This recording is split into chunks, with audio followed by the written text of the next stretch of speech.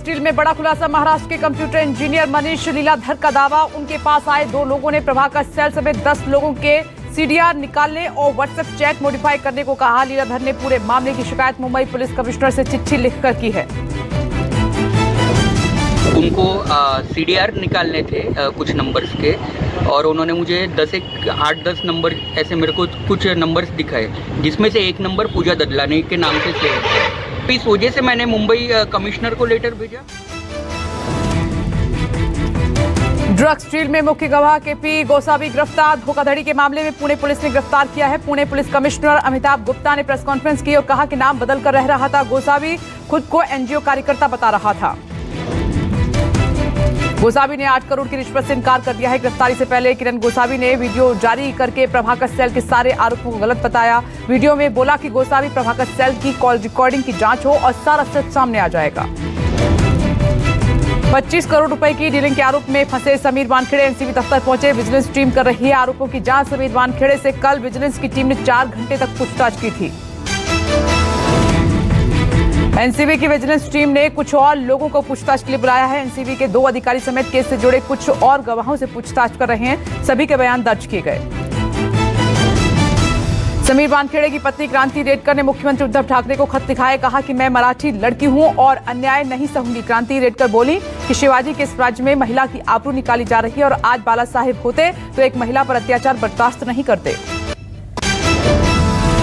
Diesel petrol की कीमतों पर राहत दे सकती है यूपी सरकार। मुख्यमंत्री योगी आदित्यनाथ ने बुलाई बड़ी बैठक। डीजल पेट्रोल पर लगने वाले वैट को लेकर बैठक है। शाम 5:30 बजे सीएम आवास पर डीजल पेट्रोल की कीमतों पर चर्चा होगी। आज शाम 6 बजे से 6:30 बजे तक पंप पर आधे घंटे के लिए बंद रहेंगी लाइट। पेट्रोल डीजल की कीमतों के खिलाफ पंप मालिक संगठनों ने ब्लैकआउट कर विरोध जताने का फैसला लिया। इस दौरान नहीं बेचा जाएगा तेल। 2 दिन की राहत के बाद पेट्रोल डीजल के दाम में आज फिर बढ़ोतरी हो गई है। पेट्रोल और डीजल के दाम में 35 पैसे का फिर से इजाफा हुआ है। दिल्ली में पेट्रोल की कीमत अब 108 रुपए 29 पैसे प्रति लीटर हो गई है और मुंबई में पेट्रोल की कीमत 114 रुपए है। राजधानी लखनऊ में सीएम योगी ने जलवायु परिवर्तन सम्मेलन का किया उद्घाटन। शुभारंभ के मौके पर सीएम योगी ने कहा कि सरकार ने राज्यों में प्लास्टिक को बैन किया है। 2017 के बाद 2 करोड़ लोगों को शौचालय दिया और सरकार जनता के हितों के लिए काम लगातार कर रही है और पीएम मोदी की अगुवाई में देश तेजी के साथ आगे बढ़ रहा है।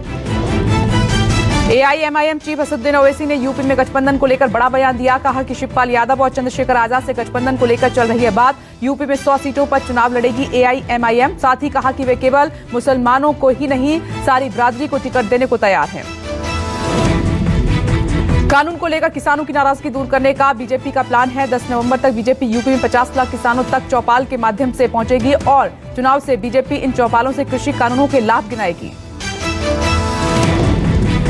बीजेपी के यूपी चुनाव प्रभारी धर्मेंद्र प्रधान लखनऊ पहुंच चुके हैं। कल यूपी दौरे पर जा रहे हैं गृह मंत्री अमित शाह और शाह के दौरे से पहले धर्मेंद्र प्रधान लखनऊ में बैठक कर रहे हैं और तैयारियों का जायजा भी ले रहे हैं। 4 नवंबर के बाद बीएसपी ताबड़तोड़ रैलियां करेगी और सभी रैलियों में मायावती खुद शामिल होंगी। ये रैलियां पूर्वांचल से लेकर बुंदेलखंड तक के इलाकों में होंगी। मायावती की जनसभा की जिम्मेदारी सतीश चंद्र मिश्रा को सौंपी गई है।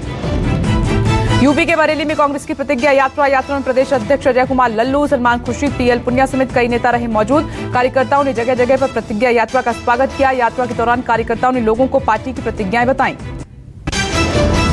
प्रशांत किशोर का दावा, दशकों तक देश पर बीजेपी राज करेगी। जिस तरह कांग्रेस 40 साल तक राज करती रही, ठीक उसी तरीके से बीजेपी भी रहेगी। प्रशांत किशोर का ये बयान उस वक्त आया है जब पीके ने कांग्रेस ज्वाइन करने की चर्चा है। So Congress, BJP is going nowhere. Get into this trap that people are getting angry and they will throw away Modi. Maybe they will throw away Modi, but BJP is not going anywhere. They are going to be here. You have to fight it out for next many decades. Rahul Gandhi probably he thinks it's just matter of time when people will throw him away. That's not happening. Rahul Gandhi से मिलने पहुंचे पंजाब के मुख्यमंत्री चरणजीत सिंह चन्नी। सूत्रों के मुताबिक 2.5 घंटे चली इस बैठक में कैप्टन की नई पार्टी बनाने की घोषणा पर चर्चा की गई।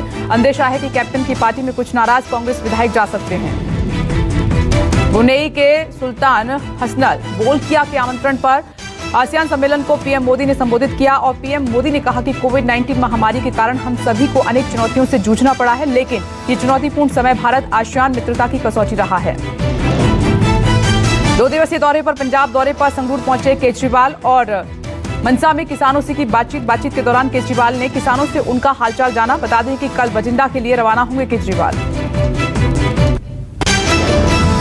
बारामूला में पुलिस और जवानों पर आतंकियों ने फायरिंग की है और जवाबी कार्रवाई में एक आतंकी ढेर हुआ है। मारे गए आतंकी की पहचान जावेद वानी के तौर पर हुई है। आतंकी के पास से एक पिस्टल और एक लोडेड मैगजीन और एक पाकिस्तानी ग्रेनेड बरामद किया गया है। जम्मू कश्मीर के डोडा में भीषण सड़क हादसा हो गया है। ठाठरी से डोडा जा रही यात्रियों से भरी मिनी बस खाई में जा गिरी। हादसे में 11 लोगों की मौत की खबर है। 15 घायल हैं। मौके पर पहुंचे जवानों ने खाई में उतरकर घायल लोगों को बस से बाहर निकाला है। डोडा की गहरी खाई में गिरे लोगों को एयरलिफ्ट करके अस्पताल में भर्ती कराया गया है। पीएम मोदी ने ट्वीट करके डोडा हादसे पर दुख जताया है। पीएम मोदी ने मृतकों के परिवार को 2 लाख रुपए और घायलों को 50,000 के मुआवजे की घोषणा कर दी है। हरियाणा के बहादुरगढ़ में डिवाइडर पर बैठी महिला किसानों को ट्रक ने कुचल दिया है। 3 बुजुर्ग महिलाओं की मौत हो गई है और 3 की हालत नाजुक है। चश्मदीदों के मुताबिक महिलाएं घर लौटने के लिए ऑटो का इंतजार कर रही थी। हादसे के बाद ट्रक ड्राइवर फरार है। झज्जर फ्लाईओवर के पास हुए हादसे को लेकर राहुल गांधी ने ट्वीट किया है। कहा कि भारत माता देश की अन्नदाता को कुचला गया है। क्रूरता और नफरत हमारे देश को खोखला कर रही है।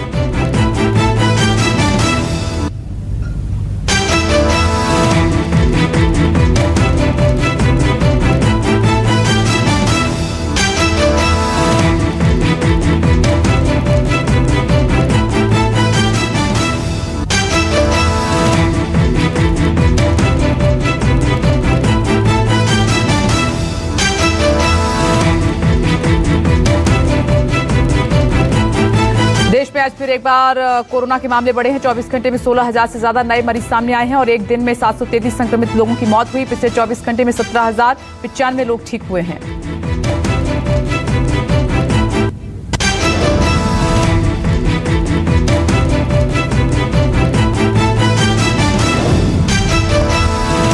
अगले महीने डोर टू डोर टीकाकरण अभियान शुरू करेगी सरकार। हर महीने हर घर दस्तक अभियान के तहत वैक्सीन की पहली और दूसरी डोज दी जाएगी। स्वास्थ्य मंत्री मनसुख मंडाविया ने दी है जानकारी।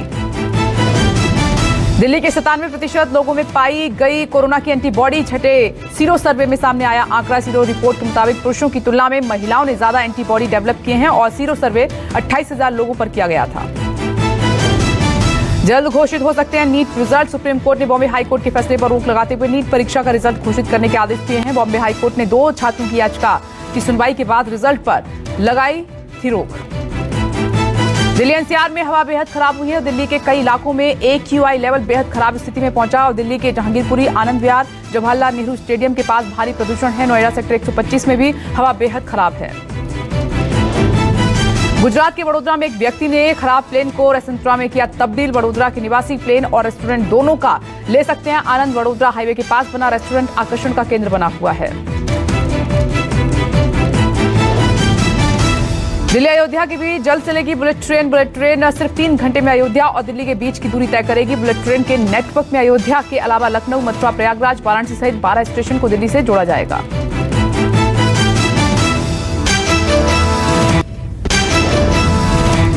मध्य प्रदेश के इंदौर में इलेक्ट्रॉनिक शोरूम में लगी आग। हादसे में फायर ब्रिगेड के 2 कर्मचारी समेत 3 लोग घायल हो गए हैं। दमकल की टीम मौके पर पहुंची है। कड़ी मशक्कत के बाद आग पर काबू पाया गया। नोएडा के पौष आम्रपाली सफाया सोसाइटी में गार्ड्स की गुंडागर्दी सामने आई है। कार पर स्टिकर न होने पर गार्ड्स ने रेजिडेंट को बुरी तरीके से पीटा है। गार्ड्स ने पहले कार सवार को कार से बाहर निकाला और फिर बुरी तरीके से लाठियों से पीटने लगे। पुलिस मामले की जांच में जुटी हुई है। सूरत में बाल बच्चे पटाखों से खेल रहे बच्चे गटर के ढक्कन पर पटाखे फोड़ने से लगी है आग। अचानक आग लगने से कुछ बच्चे मामूली रूप से झुलस गए हैं। घटना का सीसीटीवी आया है सामने। वीडियो सोशल मीडिया पर वायरल हो रहा है। महाराष्ट्र के धुले में 8 गाड़ियों की आपस में टक्कर हुई। 3 की मौत हो गई है। मुंबई आगरा राष्ट्रीय राजमार्ग पर हुआ है हादसा। हादसे के बाद गाड़ियां बुरी तरीके से चकनाचूर हो गई। घायल लोगों को गाड़ियों से निकालने के बाद प्रशासन ने कड़ी मशक्कत से अस्पताल पहुंचाया। अरुणाचल के सीएम पेमा खांडू के तावंग दौरे के दौरान जवानों का जोश हाई रहा। अरुणाचल स्काउट्स के जवानों ने रेजिमेंट के गाने पर किया परफॉर्म और जवानों ने तालियों की थाप पर दुश्मनों को दिया कड़ा संदेश।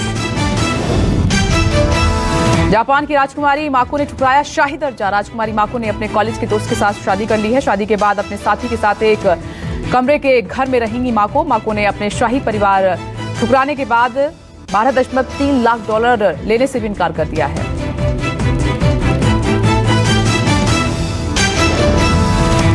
दुल्हन के लिबास में शहनाज गिल का वीडियो सोशल मीडिया पर वायरल हो रहा है। दुल्हन के लिबास में शहनाज बेहद खूबसूरत लग रही हैं। फैंस को एक्ट्रेस की मस्ती भरा ये वीडियो काफी पसंद आ रहा है। अमिताभ बच्चन के घर किराएदार बनकर आएंगी कृति सेनन और इस घर का किराया 31 करोड़ रुपए है। अमिताभ का घर पहली नजर में ही कृति को पसंद आ गया है। दिवाली से पहले कृति घर में शिफ्ट हो सकती है।